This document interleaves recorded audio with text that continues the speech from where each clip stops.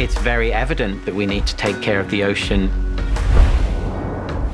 Whatever you can do each and every day to be a part of the solution is beneficial.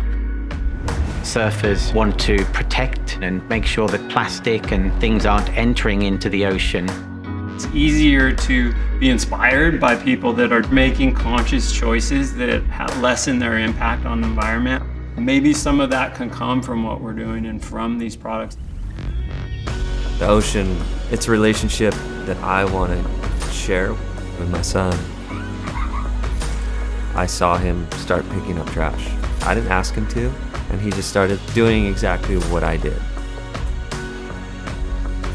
If we want to continue to be here, we really have to reverse a lot of the damage that we started to create.